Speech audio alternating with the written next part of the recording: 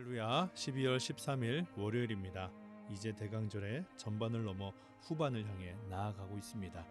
예수 그리스도의 오심, 특별히 우리의 마음속에, 우리의 삶 속에, 우리의 가정과 교회 가운데 임재하실 예수 그리스도를 소원하고 기다리며 더욱더 주님 닮아가는 시간 되기를 소원합니다. 오늘도 함께 조용한 기도 드리시면서 주님의 말씀 함께 묵상하기 원합니다.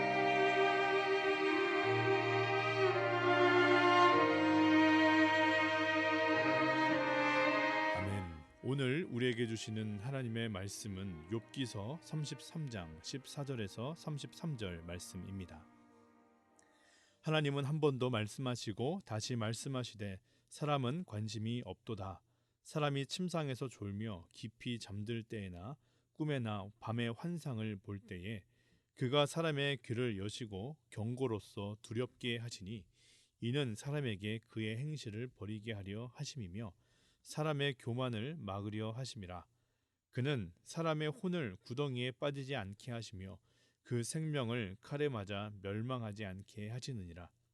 혹은 사람이 병상의 고통과 뼈가 늘 쑤심의 징계를 받나니 그의 생명은 그 음식을 싫어하고 그의 마음은 별미를 싫어하며 그의 살은 파리하여 보이지 아니하고 보이지 않던 뼈가 드러나서 그의 마음은 구덩이에 그의 생명은 멸하는 자에게 가까워지느니라.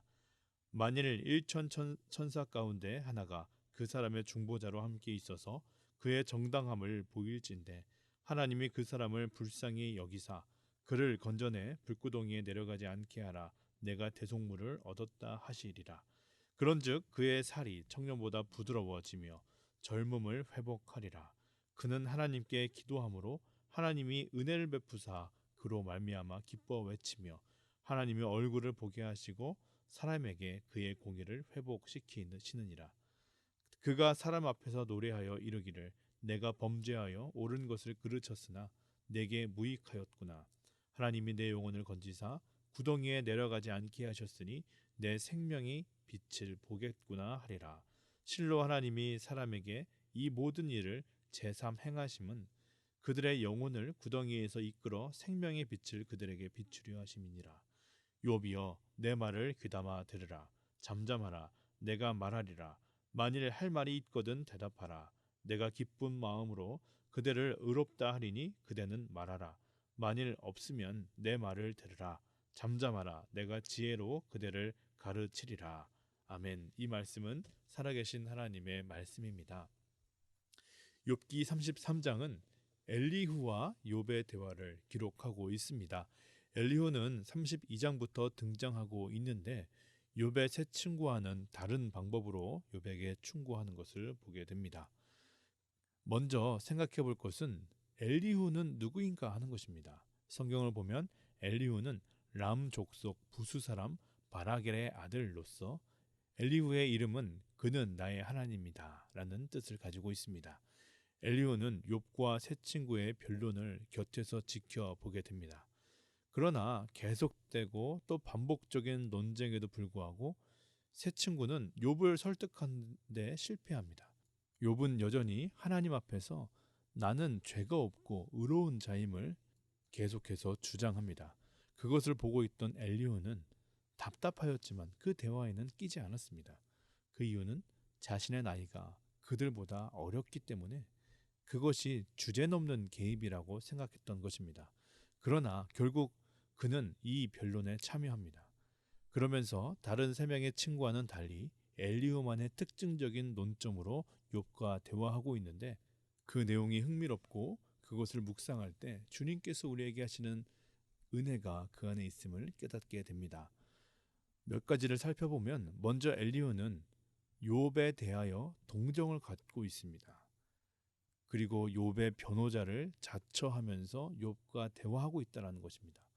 두 번째로 욥의 세 친구들은 욥이 만난 고통의 원인이 욥의 죄로 인하여 하나님께서 내린 징벌이라고 말하고 있지만 엘리후는 이 고통이 하나님을 더욱 분명하게 발견하게 되는 교훈적인 고통임을 말하고 있습니다. 물론 엘리후 또한 이 고난의 원인을 죄로 말하고 있긴 합니다. 그러나 엘리후가 집중하고 있는 것은 이 고통의 원인이 무엇인가라기보다 이 고통을 통하여서 얻을 수 있는 교훈적 가치가 무엇인가 거기에 집중하고 있다는 것은 욥의 세 친구와 다른 부분입니다. 또한 엘리후는 하나님의 주권과 섭리를 인정합니다. 이는 전통과 경험, 이성을 중심으로 변론하였던 세 친구와의 모습과는 대조되는 모습이라고 할 수 있습니다. 엘리후가 욥을 비판하는 가장 큰 논지는 욥이 스스로를 죄가 없다, 의인이다라고 말하고 있는 것, 그것은 잘못되었다라는 것입니다. 엘리후는 욥의 말을 인용하면서 하나님은 그 어떤 것보다 크고 위대하시고 공의로우신 분이신데 어떻게 그러한 하나님 앞에서 피조물인 인간 스스로가 나는 죄가 없다고 의롭다고 주장할 수 있겠느냐 하는 것입니다. 다른 친구들과 욥의 대화의 초점은 고통의 이유가 무엇인가 거기에 있었다면 엘리후는 그 대화에 개입하여서 이 흐름, 주제를 바꾸고 있는 것이죠. 하나님은 이 고통을 통하여서 무엇을 우리에게 깨닫게 하시고 이루고자 하시는가 그것을 묻고 있는 것입니다. 엘리후는 오늘 본문에서 하나님께서는 인간들에게 당신의 뜻을, 하나님의 마음을 알게 하시고 깨닫게 하시는데 그 방법은 너무나 다양하다라는 이야기를 합니다. 고통 또한 그러한 방법 중에 하나라는 이야기를 하는 것입니다. 엘리후는 두 가지 사례를 들고 있습니다. 먼저는 하나님은 꿈을 통하여서도 하나님을 드러내실 수 있다 이렇게 말합니다. 15절 이하를 보면 사람이 침상에서 졸며 깊이 잠들 때에나 꿈에나 밤의 환상을 볼 때에 그가 사람의 귀를 여시고 경고로서 두렵게 하시니 이는 사람에게 그의 행실을 버리게 하려 하심이며 사람의 교만을 막으려 하심이라. 여러분들은 꿈속에서 하나님을 만난 경험이 있으십니까? 엘리후는 말하기를 사람이 꿈을 꿀 때에도 하나님께서는 그 사람에게 말씀하시고 또한 듣게 하신다.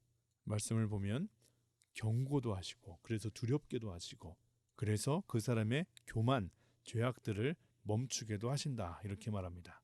두 번째로 하나님은 질병과 또 그 질병의 회복을 통하여서 하나님의 섭리와 경륜을 깨닫게 하신다고 말씀합니다. 몇 가지 구절을 좀 보면 19절입니다.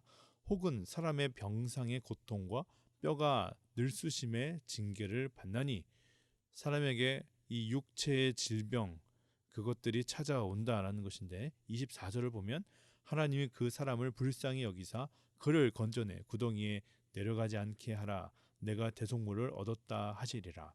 그런즉 그의 살이 청년보다 부드러워지며 젊음을 회복하리라. 그는 하나님께 기도함으로 하나님이 은혜를 베푸사 그로 말미암아 기뻐 외치며 하나님의 얼굴을 보게 하시고 사람에게 그의 공의를 회복시키시느니라. 이러한 과정을 통하여서 하나님께서 이루고자 하시는 것은 무엇입니까? 29절을 보면 실로 하나님이 사람에게 이 모든 일을 제삼 행하심은 그들의 영혼을 구덩이에서 이끌어 생명의 빛을 그들에게 비추려 하심이니라. 성경을 보아도 수많은 장면 속에서 육체의 질병이 곧 하나님의 뜻으로 하나님의 은혜와 사랑을 깨닫는 도구로 사용되었던 것을 우리는 많이 보게 됩니다. 특별히 예수님의 신유 사역이 대표적입니다. 구약에서는 히스기야 왕이 죽을 병에 걸렸다가 결사적으로 기도해서 회복된 것처럼 병과 치유가 하나님이 스스로를 열어 보여주시는 계시의 수단이 될 수 있다는 것을 엘리후가 말하고 있는 것입니다. 확실히 다른 친구들과 다른 방향의 이야기를 하고 있는 것이죠. 엘리후는 크게 두 가지 방법으로 하나님은 고통당한 자를 치유하신다라고 또한 전합니다. 먼저는 천사를 보내어서 회복시킨다. 23절 24절을 보면 만일 1천 천사 가운데 하나가 그 사람의 중보자로 함께 있어서 그의 정당함을 보일진데 하나님이 그 사람을 불쌍히 여기사 그를 건져서 구덩이에 내려가지 않게 하라. 내가 대속물을 얻었다 하시리라. 23절을 보면 그의 정당함을 보일진데 이 말의 의미는 천사가 그 고통당한 사람에게 마땅히 해야 할 일을 깨닫게 하신다라는 의미입니다. 그래서 그 천사의 말을 듣고 그 음성을 깨닫고 순종하게 되면 하나님께서 그 사람을 불쌍히 여기셔서 그 고통에서 건져 주신다라는 것입니다. 우리도 어려움 당하면 다양한 마음이 우리 마음속에 찾아옵니다. 혹시 이것이 하나님의 뜻이 아닌가? 혹시 이것이 나의 그 잘못을 돌이키라는, 그것을 회개하라는 주님의 사인인가? 어떤 분들은 그 마음이 들 때 그것을 강한 도전과 또 감동으로 받아서 정말 돌이키고 회개하기도 합니다. 그러나 어떤 분들은 그 마음이 있어도 애써 무시한다는 것입니다. 그럴 리가 있겠냐고. 우연의 일치라고. 내가 지금 불안해서 지금 이런 생각을 한다고. 그렇게 치부합니다. 그러나 그것이 천사가 우리에게 깨닫게 하는 음성이 아니라는 것을 우리가 어떻게 확신할 수 있습니까? 엘리후의 말대로 우리가 고통 가운데 있을 때 하나님은 우리에게 깨닫게 하시고 돌이키게 하신다라고 하면 우리는 그 마음을 하나님이 주시는 마음으로 분별할 수 있어야 되는 것입니다. 그리고 그 음성에 순종하게 될 때 하나님은 우리를 통하여서 회복의 역사를 보여주십니다. 두 번째를 보면 그것은 기도입니다. 26절 이하를 보면 그는 하나님께 기도함으로 하나님이 은혜를 베푸사 그로 말미암아 기뻐 외치며 하나님의 얼굴을 보게 하시고 사람에게 그의 공의를 회복시키시느니라. 기도에 대한 강조는 특히 고통 가운데서 하나님께 간구하는 것은 아무리 말해도 모자라지 않습니다. 고통의 시간을 광야에 비유하기도 합니다. 정말 고통을 만나면 할 수 있는 것이 사라집니다. 심지어는 사람들도 떠나갑니다. 참 외롭습니다. 고독합니다. 그러나 반대로 생각하면 바로 그때가 하나님 앞에 단독자로 나아갈 수 있는, 그래서 진솔하게 하나님과 기도할 수 있는 인생의 가장 좋은 때임을 우리는 깨달아야 합니다. 우리가 기도할 때 하나님께서 기도하심으로 하나님이 은혜를 베푸사 그로 말미암아 기뻐 외치며 하나님의 얼굴을 보게 하시고 사람에게 그의 공의를 회복시키시느니라. 절로 아멘이 나오는 엘리후의 충고입니다. 도미니칸 수도회에 속했던 평신도 로렌스 형제는 하나님의 임재를 위한 연습이라는 책에서 정말 바쁜 일상생활 중에서 우리가 어떻게 하나님의 임재를 계속해서 느끼며 살 수 있는지 이렇게 말하고 있습니다. 하나님은 우리에게 무거운 짐을 지우시지 않습니다. 때때로 하나님을 잠시 생각하고 경배하며 그분의 은혜를 간구하는 기도를 하며 슬픔을 그분께 내려놓고 슬픔 가운데서도 이미 주신 은총들을 생각하고 감사하면서 한다면 하나님을 따르는 것이 힘든 일이 아님을 알게 될 것입니다. 하나님은 되도록 자주 하나님과 함께 슬픔을 위로하기 원하십니다. 식사할 때든지 친구들과 함께 있을 때라도 마음을 하나님께 향하게 하십시오. 잠깐 하나님을 기억하는 것도 하나님께서 받으시기에 충분히 아름다운 것입니다. 크게 외칠 필요가 없습니다. 하나님은 우리 생각보다 더 가까이 우리와 함께 계십니다. 고통 가운데 더욱 하나님을 친밀하게 경험하시는 저 여러분 되시기를 소원합니다. 엘리후의 요점은 이렇습니다. 하나님은 우리의 질병이나 고통을 통해서도 우리에게 말씀하시는 분이다라는 것입니다. 그러므로 욥이 만난 고통은 결코 불행만이 아니고 하나님의 음성에 귀 기울여 더욱더 환한 생명의 빛을 보게 하시려는 하나님의 섭리로 받아들일 수 있어야 하는 것입니다. 하나님은 우리의 삶의 모든 영역을 다스립니다. 그렇기에 우리에게 일어나는 모든 일들은 하나님의 말씀하시는 통로라는 것입니다. 엘리후의 말대로 우리에게 일어나는 고통과 불행은 너무나 힘들고 어렵지만 그러나 바꾸어 생각하면 그 시간만큼 하나님과 가까워지고 친밀해질 수 있는 시간도 없음을 우리는 깨달아야 합니다. 고난이 어떻게 축복이 됩니까? 어떻게 망하는 것이 승리가 되는 것입니까? 하나밖에 없습니다. 고난 가운데 하나님께 나아가 하나님을 만나고 하나님께 붙들림 바 되어서 주님 주시는 소망을 얻게 될 때 우리는 역전시키는 하나님의 은혜를 경험할 수 있는 것입니다. 간절히 바라고 기도를 드립니다. 모든 것을 통해 말씀하시고 깨닫게 하시는 주님을 바라보기 원합니다. 주님은 오늘도 이 말씀을 통해 우리의 기도를 통해 관계를 통해 심지어는 고통과 환난을 통해서도 우리에게 말씀합니다. 하나님은 제한이 없으십니다. 오늘도 마음의 문과 영혼의 눈과 귀를 활짝 여시고 우리에게 말씀하시는 하나님, 우리의 길을 이끄시는 선한 목자 되시는 주님, 그분과 함께 손잡고 걸어가시는 저 여러분 되시기를 간절히 소원합니다. 우리 함께 주기도문 하시겠습니다. 하늘에 계신 우리 아버지여, 이름이 거룩히 여김을 받으시오며 나라의 임하옵시며 뜻이 하늘에서 이루어진 것 같이 땅에서도 이루어지이다. 오늘날 우리에게 일용할 양식을 주옵시고 우리가 우리에게 죄 지은 자를 사하여 준 것 같이 우리의 죄를 사하여 주옵시고 우리를 시험에 들게 하지 마옵시며 다만 악에서 구하옵소서. 대개 나라와 권세와 영광이 아버지께 영원히 있사옵나이다. 아멘. 우리 함께 기도하실 때 이렇게 기도하기를 원합니다. 주님, 우리가 잘 될 때에도 힘들 때에도 우리와 함께 계시는 주님을 기억합니다.